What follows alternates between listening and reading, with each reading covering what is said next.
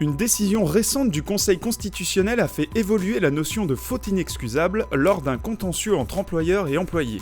L'occasion pour la commission responsabilité civile de l'AMRAE de soulever les nouveaux enjeux de ce changement, notamment chez les assureurs.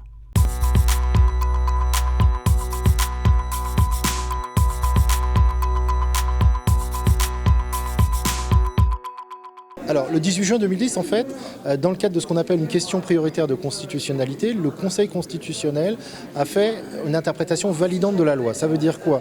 Ça veut dire que le régime de sécurité sociale tel qu'il existe a été validé par le Conseil constitutionnel, mais il a dit un article de ce régime doit être modifié. C'est l'article L452.3. C'est un article qui, au fond, permettait à la victime d'un accident du travail et de maladie professionnelle d'obtenir l'indemnisation de ses préjudices, mais sous une fonction et sous une forme limitée.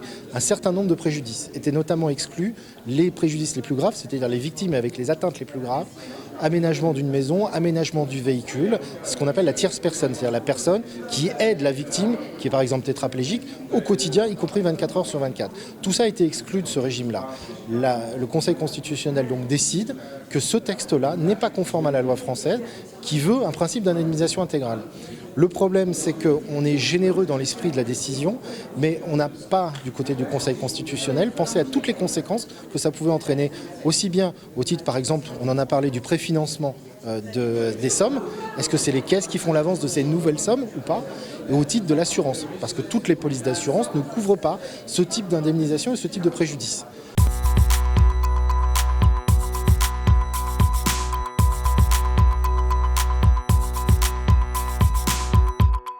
Ils doivent effectivement s'adapter aux dernières évolutions législatives, les évolutions jurisprudentielles.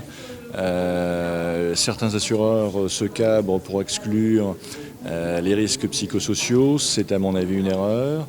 Il est certain que les assureurs ont leur rôle à jouer pour sécuriser l'employeur. Il ne faut pas que les assureurs jouent l'insécurité juridique en multipliant les contrats et en multipliant les exclusions.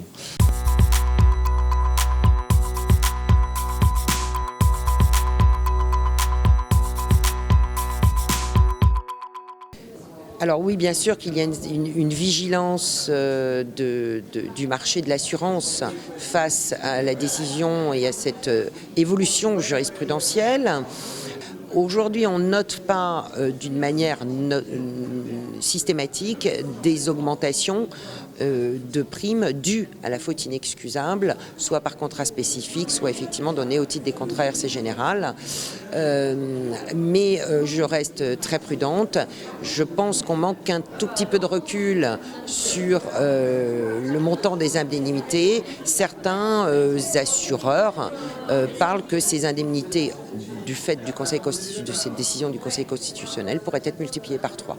À voir, ne soyons pas alarmistes, restons prudents, soyons vigilants.